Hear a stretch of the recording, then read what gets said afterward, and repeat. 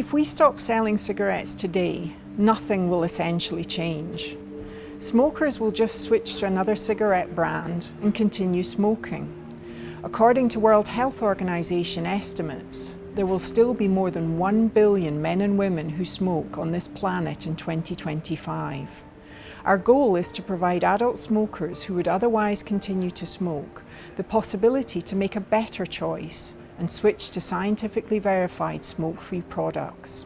Knowing adult smokers' preferences and building on our existing business network helps us to accelerate the transformation of our entire industry so that we can leave cigarettes behind faster.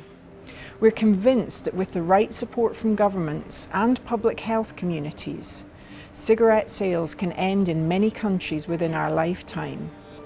In the end, we don't want just Philip Morris International to stop selling cigarettes. We want to create an environment that accelerates the transition away from smoking to quitting, or for those adults who don't quit, switching to better alternatives. It's a future in which cigarettes no longer exist.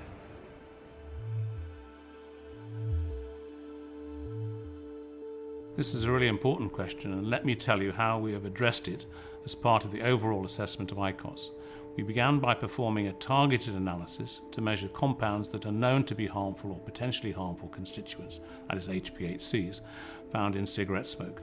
The results confirm the substantial reduction of formation of HPHCs in IQOS aerosol compared to cigarette smoke, greater than a 95% reduction on average. The targeted analysis, however, does not tell you what other compounds are present in IQOS aerosol. Therefore, we also perform non-targeted analytical screens to detect the compounds present at levels above 100 nanograms per stick. As a reminder, 1 nanogram is 1 billionth of a gram. We have found about 532 compounds present in IQOS aerosol above the 100 nanograms cutoff point. These compounds are also present in cigarette smoke. We have estimated the number of constituents above 100 nanograms in 3R4F cigarette smoke to be greater than 4,200. There are a small number of compounds present in IQOS aerosol at higher levels than in cigarette smoke, or not found in cigarette smoke at all. These compounds were detected at levels below 100 nanograms. The difference in composition is largely attributable to flavour compounds present in heated tobacco, but not in the unflavoured research cigarette. Most commercially available cigarettes, of course, include flavour ingredients.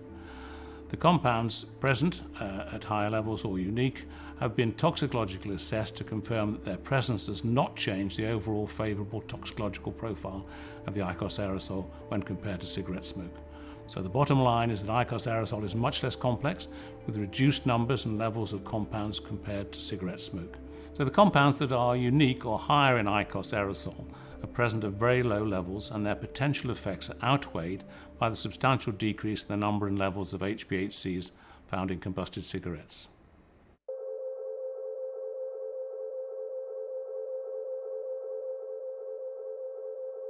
Using heated tobacco products is not the same as cessation, and it carries a risk with it. But the data that we have accumulated shows that these risks are likely to be far lower than the risks of continuing to smoke cigarettes. For example, independent researchers have assessed the emission of our heated tobacco product in relationship to cancer, and they've concluded that using heated tobacco products instead of cigarettes results in a lower mean lifetime cancer potency, and this will likely lead to a substantial increase in the life expectancy of the subgroup of smokers who would otherwise die of cancer. All this being said, the risk of using heated tobacco products still remains higher than if a smoker were to quit tobacco and nicotine products altogether.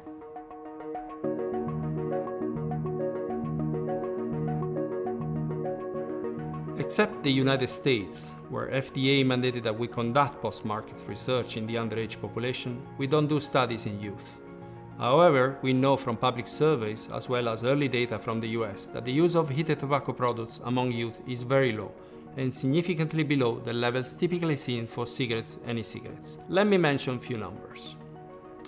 In Japan, in a nationwide survey among middle and high school students, the heated tobacco product use in the past 30 days was estimated at 0.5% and 0.9%. and daily heated tobacco product use at 0.1% among both middle and high school students. In Germany and Switzerland, where independent surveys were conducted among large samples including youth and young adults, more than 7,000 participants in Germany and 11,000 in Switzerland, the estimated use of heated tobacco product in past 30 days range between 0.1% in Germany and 1.1% in Switzerland. Now let's move to US, where Altria is conducting a study among individuals between 13 and 20 years of age. Part of the data generated by this study is included into the IQOS post-marketing surveillance program approved by the FDA. Results for the first half of 2021 show that past 30-day use was low at 0.4% among 13 to 17 years of age and 0.3% among 18 to 20 years of age. Let me say that these results need to be considered with caution.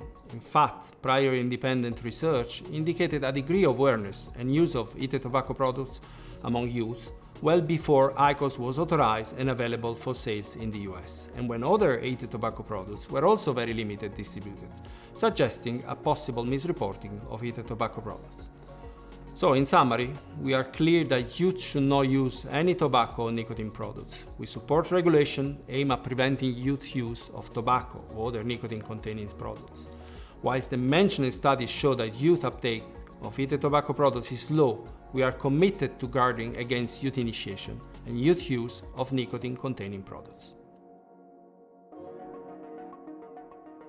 We're now ready to start the live Q&A session.